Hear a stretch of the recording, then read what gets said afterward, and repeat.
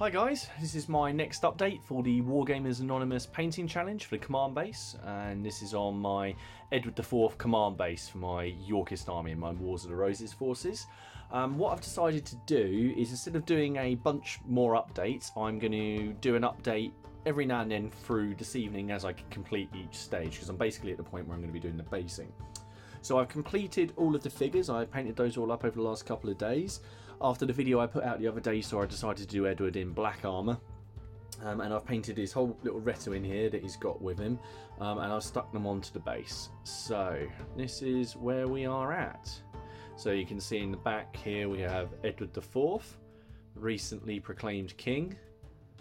I've chosen to go with his Towton standard, so that fits with the timeline, so it has the bull, and it's also got his motto on there, which is Dieu est mon droit, which basically translates as God and my right, which is actually the motto of the monarch. So Henry VI had it on his banner at the same time.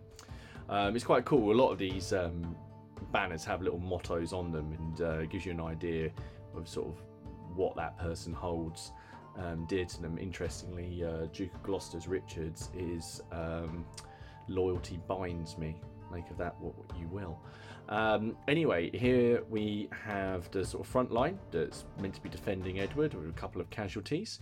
I have the billman, which I've added since the last time when we were looking at the models, and I've done the Sun in Splendour and White Rose of York badge on them, and on the side there, and on this man at arms here, he's got it on his sleeves, and also there's another one, it's on this one here, it's on his armour. They would have painted them on their armour as well sometimes.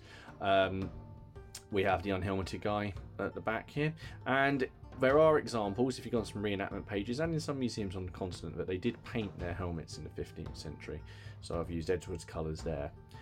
This is one of his livery flags, so we've got that there, and then of course we have the standard bearer here with the standard that would have followed Edward around on the battlefield. Now, in the Wars of the Roses, the commander's often dismounted to fight, so he would have gotten off of his horse at this point, so I am playing around with the idea of maybe getting a dismounted version and making a base that when he actually joins the unit I can then swap this out and attach him. But so far, very, very pleased with where we are with this. So the next thing to do, I'm going to put the ground covers on, so it'll look like some soil. So I'm going to get that done, and I'll come back to you when that's finished. And there we go. That's the ground covers on. So this is the ground cover mix that I've made, that I use. So I'll just put that all over the model, and then basically the reason I got this manky old toothbrush is purely just so I can get off some of the loose bits, and also because it's gone over the models, it just lets me give them a bit of a clean without potentially wrecking the model.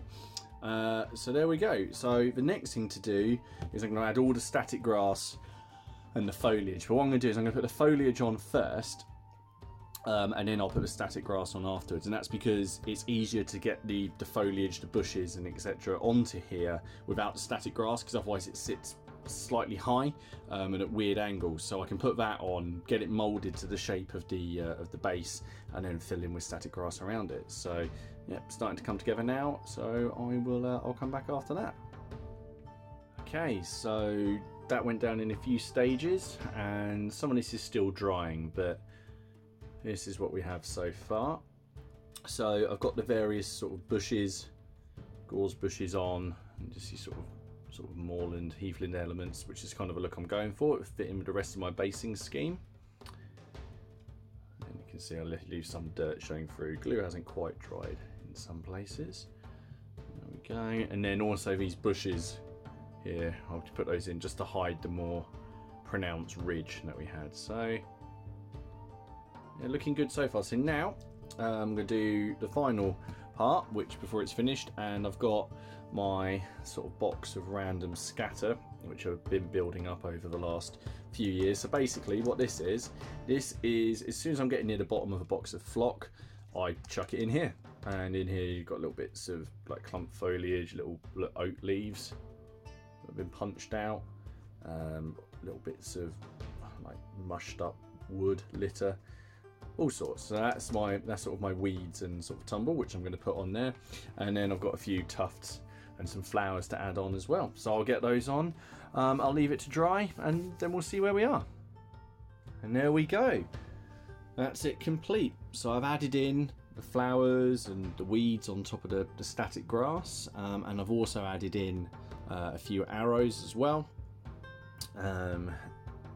just to show sort of the arrow storm that have happened pre-battle before the men-at-arms and the knights go marching forward. I'm really pleased with how this has come out.